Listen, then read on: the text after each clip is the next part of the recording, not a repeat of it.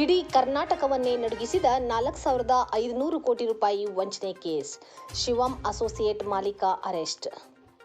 ಕೆಲವು ತಿಂಗಳುಗಳಿಂದ ಸಾಮಾಜಿಕ ಜಾಲತಾಣಗಳಲ್ಲಿ ಭಾರೀ ಪ್ರಚಾರ, ದೊಡ್ಡ ಕಾರ್ಯಕ್ರಮ, ಹೆಚ್ಚಿನ ಬಡ್ಡಿ ದರದ ಭರವಸೆ ಹಾಗೂ ವಿವಾದಾತ್ಮಕ ಭಾಷಣಗಳ ಮೂಲಕ ಚರ್ಚೆಗೆ ಗ್ರಾಸವಾಗಿದ್ದ ಶಿವಂ ಅಸೋಸಿಯೇಟ್ ಸಂಸ್ಥೆ ಮಾಲೀಕನಿಗೆ ಸಂಕಷ್ಟ ಎದುರಾಗಿದೆ.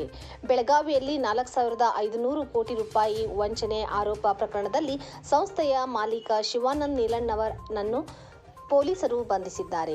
ಬೆಳಗಾವಿಯ ಶಿವಬಸವನಗರದಲ್ಲಿರುವ ಕಚೇರಿ ಸೇರಿದಂತೆ 2 ಕಡೆ ಅಧಿಕಾರಿಗಳು ದಾಳಿ ನಡೆಸಿ ದಾಖಲೆಗಳ ಮರುಪರಿಶೀಲನೆ ಮಾಡಲಾಗಿತ್ತು.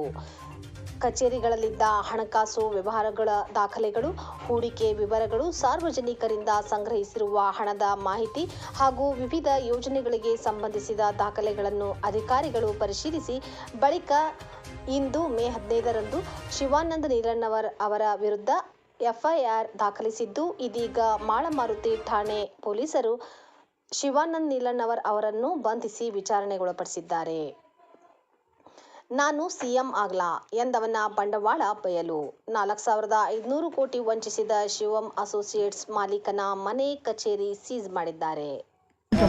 ನಿನ್ನೆ ದಿವಸ ಮಾನ್ಯ ಜಿಲ್ಲಾಧಿಕಾರಿಗಳ ನಿರ್ದೇಶನದಂತೆ ಸ್ವಲ್ಪ ಮಾರ್ಕೆಟ್ ಇಂಟೆಲಿಜೆನ್ಸ್ ನಮಗೇನು ಬಂದಿತ್ತು, ಆ ಪ್ರಕಾರವಾಗಿ ನಾವು ಈ ಶಿವಂ ಅಸೋಸಿಯೇಟ್ ಏನು ಕಂಪನಿ ಇದೆ, ಆ ಕಂಪನಿಗೆ ಏನು ಶಿವಾನಂದ ನೀಲಣ್ಣವರವರು ಏನು CMD ಅಲ್ಲಿ ನಾವು ಒಂದು ಪ್ರಾಥಮಿಕ ತನಿಖೆಯನ್ನು ನಾವು ಸಹಕಾರಿ ಇಲಾಖೆ DR ಅವರು, ACP ಮಾರ್ಕೆಟ್ ಅವರು, ಆಮೇಲೆ ಈ ಜ್ಯೂರಿಸ್ಡಿಕ್ಷನಲ್ CPI ಅವರು ಹೋಗಿ ಇನ್ವೆಸ್ಟಿಗೇಷನನ್ನು ಪ್ರಾಥಮಿಕವಾಗಿ ನಡೆಸ್ಕೊಂಡು ಬಂದಿದ್ವಿ.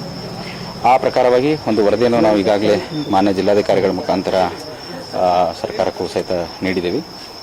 ಈ ಒಂದು ಹಂತದಲ್ಲಿ ಮಾನ್ಯ ಜಿಲ್ಲಾಧಿಕಾರಿಗಳ ಒಂದು ನಿರ್ದೇಶನದಂತೆ ನಮ್ಮ ARCS ಏನಿದ್ದಾರೆ ಅವರಿಗೆ ಒಂದು ಅಥರೈಸೇಷನನ್ನು ಕೊಟ್ಟಿದ್ದಾರೆ. ಆ ಪ್ರಕಾರವಾಗಿ ಅವರು ಒಂದು FIR ಅನ್ನು ಮಾಳಮಾರುತಿ ಪೊಲೀಸ್ ಸ್ಟೇಷನಲ್ಲಿ ನೀಡಿದರು. ಆ ಪ್ರಕಾರವಾಗಿ ಏನು ನಮ್ಮ ಶಿವಾನಂದ್ ನೀಲ್ನವರಿದ್ದಾರೆ ಅವರನ್ನು ಈಗ ಪೊಲೀಸ್ ಇಲಾಖೆ ಬಂಧಿಸಿದೆ. ಸೊ ಇದು ಒಂದು ಅನ್ರೆಗ್ಯುಲೇಟೆಡ್ ಫಂಡ್ ಟ್ರಾನ್ಸಾಕ್ಷನ್ ಒಂದು ಕ್ಲಿಯರ್ ಕೇಸ್ ಇರೋದ್ರಿಂದ ಸಾಕಷ್ಟು RBI ಮತ್ತು SEBI ಗೈಡ್ಲೈನ್ಸಿನ ವೈಲೇಷನ್ಗಳು ಆಗಿದ್ದಾವೆ. ಸೊ ಪ್ರಾಥಮಿಕ ಈ ಹಂತದ ತನಿಖೆಯಲ್ಲಿ ಇಷ್ಟು ನಮಗೆ ಗಮನಕ್ಕೆ ಬಂದಿದೆ. ಸೊ ಇನ್ನಷ್ಟು ತನಿಖೆಯನ್ನು ನಾವು ನಡೆಸ್ಕೊಳ್ತೀವಿ. ಕೇಳಿ, ಎಷ್ಟು ಕೋಟಿ ಟ್ರಾನ್ಸಾಕ್ಷನ್ ಆಗಿದೆ? ಅದು ಈಗ ನಿಖರವಾಗಿ ಅದನ್ನು ಯಾವುದು ಹೇಳಕ್ ಆಗೋದಿಲ್ಲ.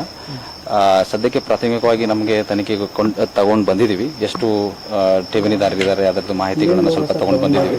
ಸ್ವಲ್ಪ ಅದನ್ನ ಮಾಹಿತಿಯನ್ನ ಈಗ ಅವರು ಕರ್ಕೊಂಡು ಬಂದಿದ್ದಾಗೆ ಸ್ವಲ್ಪ ಇನ್ವೆಸ್ಟಿಗೇಷನ್ ಆದಮೇಲೆ ಸಂಪೂರ್ಣವಾದ ಮಾಹಿತಿ ನಮಗೆ ತಿಳಿತದೆ. ನಾಳೆ ಮಾನ್ಯ ಜಿಲ್ಲಾಧಿಕಾರಿಗಳು ಹಾಗೂ ಮಾನ್ಯ ಪೊಲೀಸ್ ಆಯುಕ್ತರು ಇಬ್ಬರು ಸಹಿತ ತಮಗೆಲ್ಲ ಒಂದು ಪ್ರೆಸ್ ಮೀಟ್ ಮಾಡಿ ಇನ್ ಡೀಟೇಲ್ ಏನು ಆಗಿದೆ, ಆಗು ಹೋಗುಗಳು ಎಷ್ಟಾಗಿದ್ದಾವೆ ಏನೆಂಬುದನ್ನು ಮಾಹಿತಿಯನ್ನು